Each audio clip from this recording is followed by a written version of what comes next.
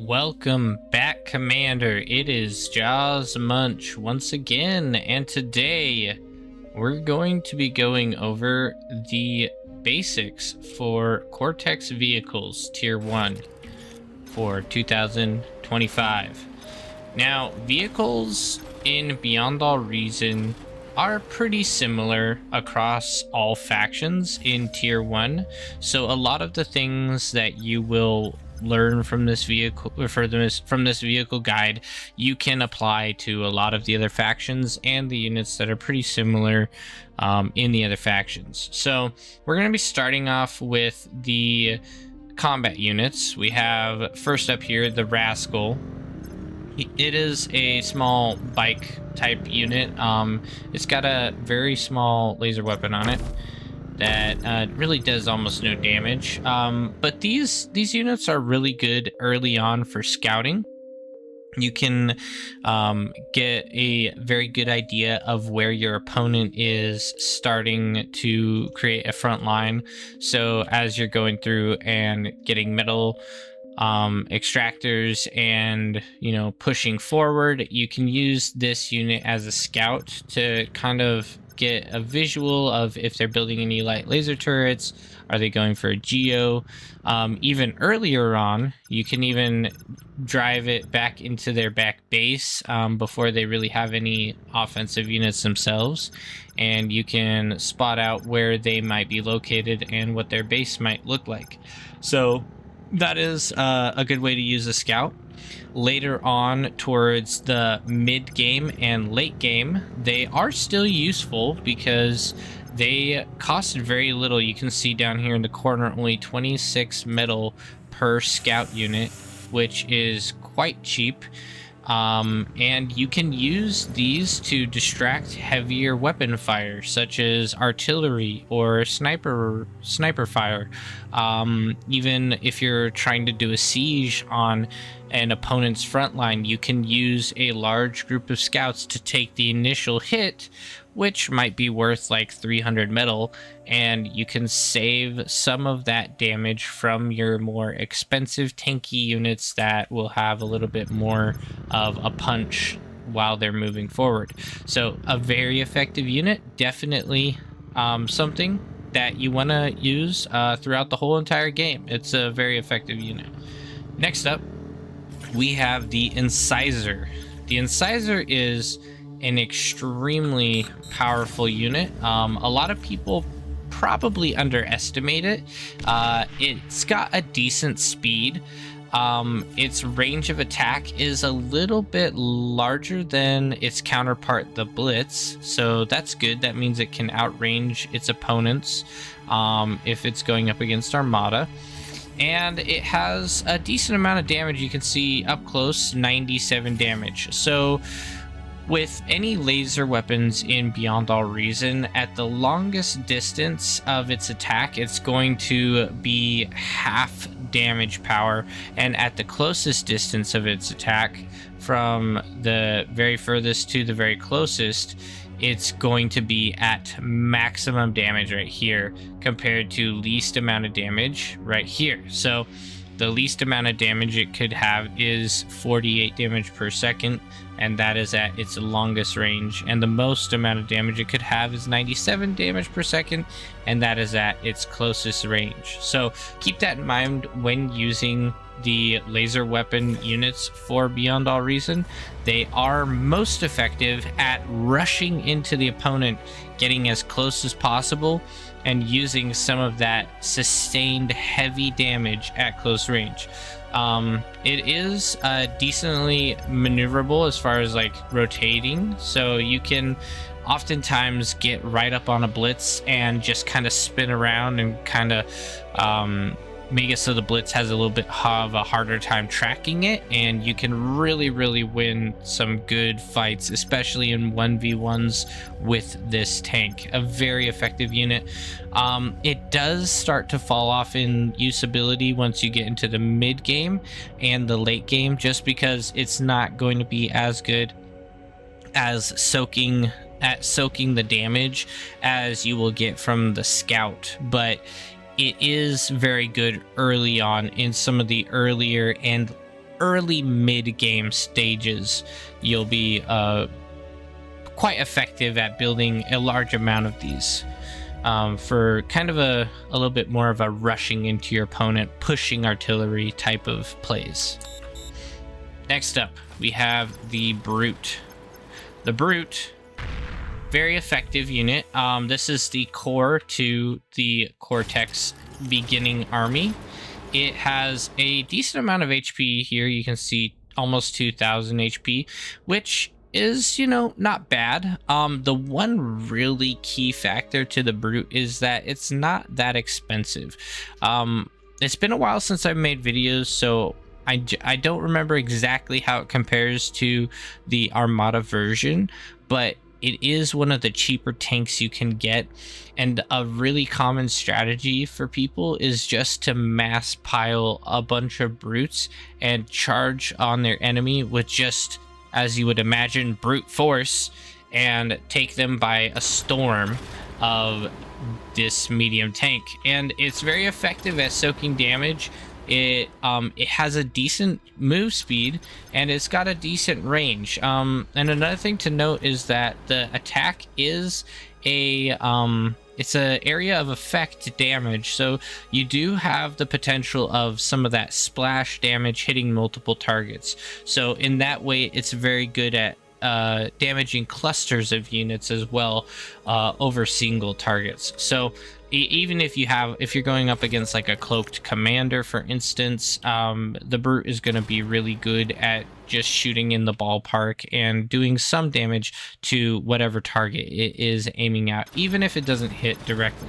So definitely a great unit all around. They even honestly get used into the early mid game and even sometimes late mid game, for the straight fact that you can spam them and they have a decent amount of HP. So if you're trying to get the most amount of HP out of the least amount of metal invested in technology, these units are really great for that. They have a decent amount of movement speed, so you can even catch up to some of the earlier artillery pieces for the mid game, and be able to do some damage with even T1 units. So yeah, very effective, very good units, and just an overall great unit to throw into your composition. Next up, we have the Pounder. This guy is a little bit more niche. He is very slow, and I don't think he even has as long of range as the Brute. It might be comparable range to the Brute, but the Pounder is known for the massive area of effect damage that he gives off when he shoots.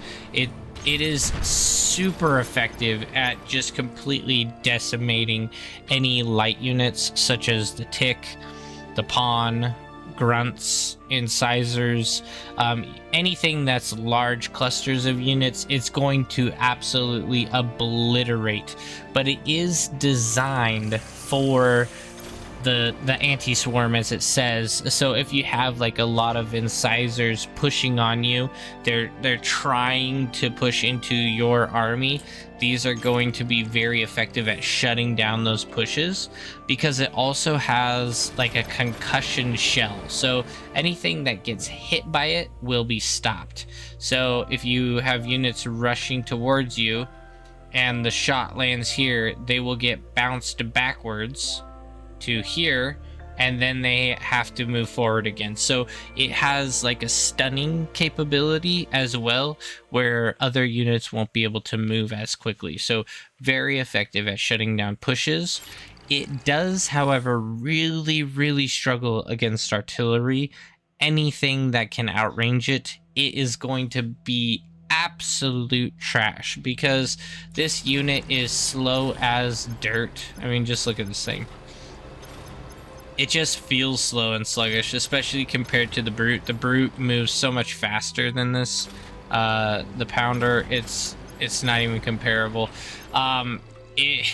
I have tried to swarm pounders and win with only using pounders, and it just does not work because of how slow these things are. But yeah, give them a shot, throw them into your composition. They are good to have a handful of them in your total army set. Usually I like to, if I'm going for kind of a more aggressive front line, like really like heavy pushing type of units, I will do like 3 brutes, 1 pounder, and maybe 3 incisors, and then use that as a good well-rounded balance of units to push on my opponents. So yeah, very, very good unit, but also has some niche capabilities. Only really recommend building them in the early game. Next up, we have the Garpike. The Garpike is a unique unit in the fact that it is amphibious, so it is capable of going in both land and water.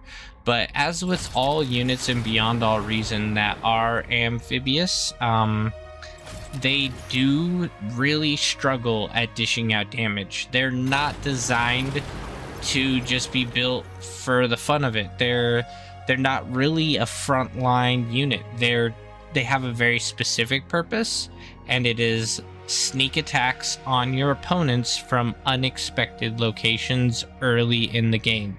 That is the design, and that is the purpose of the Garpike. So if you look at this, it's got no splash damage.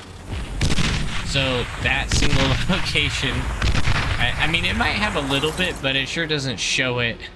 I don't think it has much of an area of effect, even if it has a little bit. I don't know, but its DPS is quite small compared to other units that you could build, and the price is just as much as a pounder. It does have a little bit of a terrain advantage in the fact that they go up hills faster and better than other vehicles, because they're designed to go up shorelines and stuff. But overall, only use them for sneak attacks. Only use them if you find a way to get in behind an opponent's front line and cause some, distraction, some economy damage for a pretty cheap price. That's really where you're going to get the value from them. I do not recommend building them in your day-to-day army. Next up, we have the Lasher, counterpart to the Whistler. The Lasher is a legendary unit.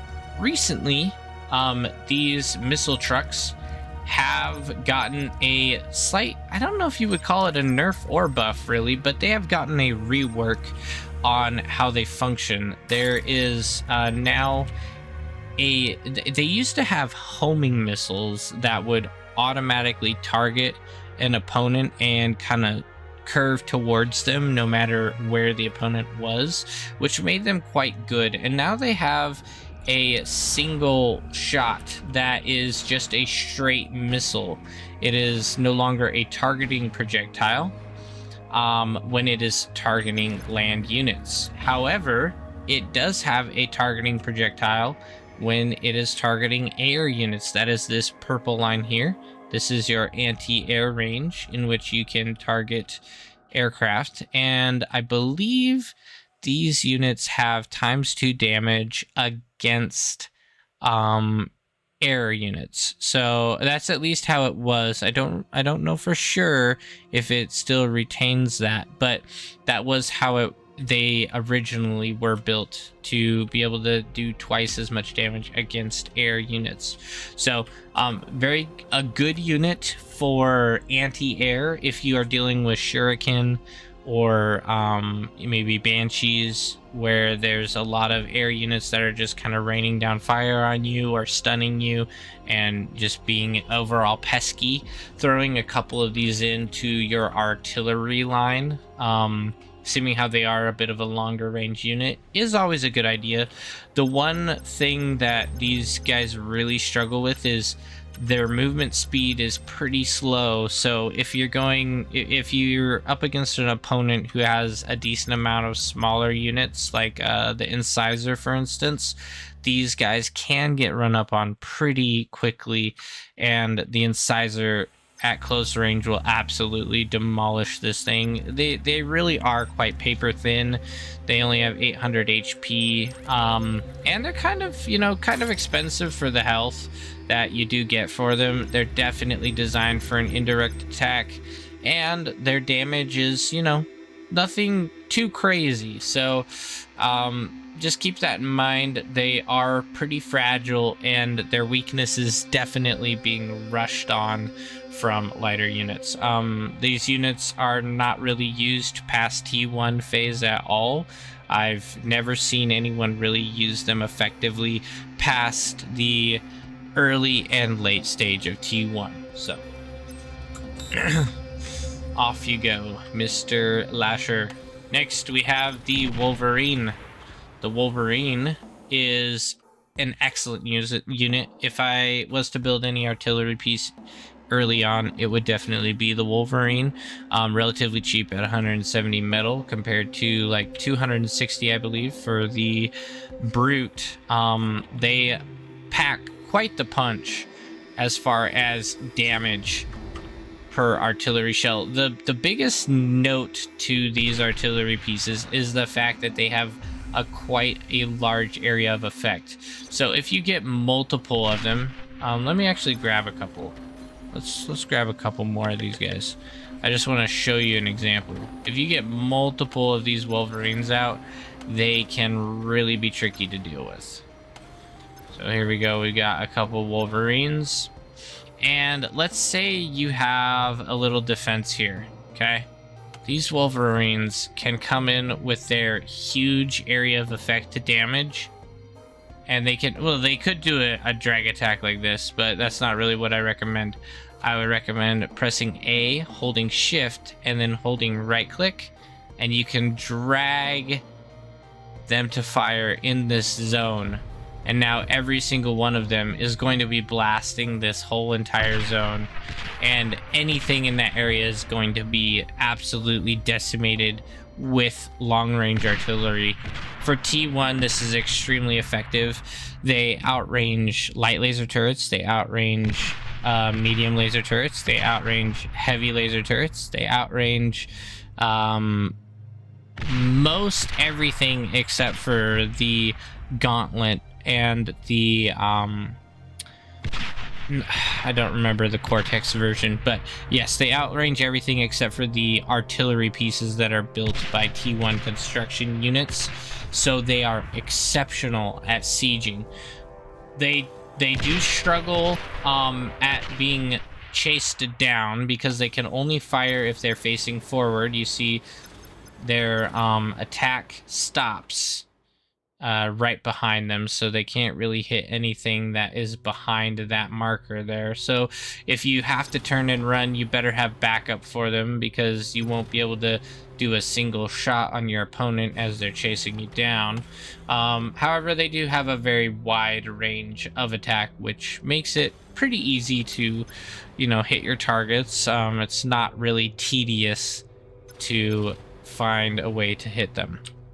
But yeah, just be cautious of being pushed similar to how the Lasher could be pushed and taken out. Next up, construction units. One of the first units you're going to want to build in the game from your vehicle bay is the T1 constructor for Cortex vehicles. This guy is going to unlock your full potential for expansion in the early economy of Beyond All Reason. You're going to want to start with probably an early construction turret at some point, and this is going to be your cheapest form of build power to ramp up your production and make it so that you can really start cranking out the units and spending the energy and metal that you need. it's always good to have one constructor up towards the front line as well. That way you can build upgrades. Sometimes you may want to build a construction turret up at the front line just to help with repairs, and the fact that it has a little bit of an extended repair reach that can also be used for reclaim. But the other reason you want it up at the front is it unlocks a lot of better defenses. Your commander only has a very small list of defenses he can build. He can build a light laser turret, and he can build a light anti-air turret, and that is it. The light laser turret is pretty easy to outrange, and the light anti-air turret is, you know, it's good for most anti-air projects you may have. But when you bring up your construction unit, now you unlock the ability to do heavy, like some decent anti-air batteries that would shut down most bombing runs early on. You unlock a pretty cool flame turret here. There's the heavy laser turret. This guy is really great for zoning out your opponent from longer distance. The only thing that can kill it without getting hit is going to be an artillery piece. You get the agitator. That's the one I was talking about. This guy is unmatched range in the early T1 phase, but it is quite costly, so just keep that in mind. It is a heavy investment to go into the agitator. And then you also have the Twin Guard. Twin Guard, basically a light laser turret with a little bit more range and double the damage output. So super useful. I don't recommend all of these turrets. Some of them I think are better than others, and you'll just have to kind of get the hang of it as you go and find out what you prefer to use. There we go. Next up, we have the Muskrat. This is the exact same thing as the T1 Constructor, but it is amphibious, which means if you have a map that has a mix of water and land, then this unit will be excellent to build after you get a little bit of your economy going. The one thing to note is that the Muskrat is a bit more expensive in energy compared to your normal constructor unit, and metal, apparently. It's 1,000 extra energy and, a couple tens of metal more expensive, but you do have a lot more mobility capabilities, and you also can build any water buildings as well. So if you want to build seaplanes, the Muskrat's a great option. If you want to build amphibious complex, that's a great option. You get access to a lot of unique units pretty rapidly through the amphibious complex, which actually isn't that expensive. And there's a lot of benefits to it, but if you're just on a land map and there's only land around you, like this map, I would never recommend that you build a Muskrat. It's just not going to be effective. It's going to be a waste of money. It doesn't give you any extra build power. It doesn't give you any benefit if you are just using it for constructing on land. So only build this if you are planning on going in the water, getting a couple extra metal extractors, and maybe using some unique buildings in there. Next up, last but not least, we have the mine layer. The mine layer is you either love him or you hate him. He's got some unique features for sure. In the utility tab, he's got a perimeter camera. These are very, very good at getting vision in locations that you need. So it's kind of hard to tell where the vision is on this, but you can kind of see that outline there. That's all vision. And it automatically cloaks. So these are very good, but it takes a bit of experience to learn how and when to use them, really. So if you're not really sure when or where to build them, it will come with time. Just keep in mind that they are an option to really open up some visual on your opponents. Very effective in T1 under certain specific cases, okay? But that's not what the mine layer is mainly used for. The mine layer is mainly used for laying mines. Who would have guessed? Mines, if you go to lay them standardly, you can hold them in a line like this, and standardly they are, whoops, I messed this up. There we go. Standardly they're going to be, why is this doing this? Maybe, there we go. They're going to be put together like this. This is exactly how you don't want to build your mines, and we'll give you an example of why that is. Normally they'll build straight in a line unless you specifically change them, and the reason you don't want to do that is because if one blows up, well, actually this one didn't, but the bigger the mines, the more likely they will all blow up in a giant chain reaction, and this amplifies if they're in, you know, groups of 4 or 6 or whatever. So just keep that in mind. Let's do some bigger ones. I know they used to blow up even more than what we were seeing then. I feel like the little ones also blew up like that, so maybe they changed some stuff to do with mines. Let's see what the big ones do here.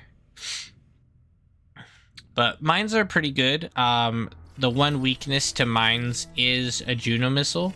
Juno missiles are available in T1. They cost a lot of energy to build, but mines also cost a lot of energy to build. So it's, you know, wow, I think they fixed that. I recall when one of those mines blew up, it blew up in a chain reaction. So maybe that's a recent patch that they did. That's interesting, and who knows? Let me know in the comments, have you tried doing a line of mines, and was it effective? Because last time I have been playing Beyond All Reason, it was not effective. So I believe this is a patch. Excellent if that is the case, because that would make for some pretty entertaining explosions there. So anyway, yeah, mines super cool. Light mines excellent for early on. Medium mines pretty good for still, I would mostly only use those early on. Heavy mines not bad for late game. I mean, you can put in some decent damage on some medium units, and they're only 50 metal, so if you have energy to spare, you know, why not invest it in something that can really mess up your opponent's day? And it's got a pretty good range of explosive right there. I think I mean, you can see the radius there. I think there's a way to check how big the radius is, but range is 64. So yeah, super cool. Use the mines if you haven't already.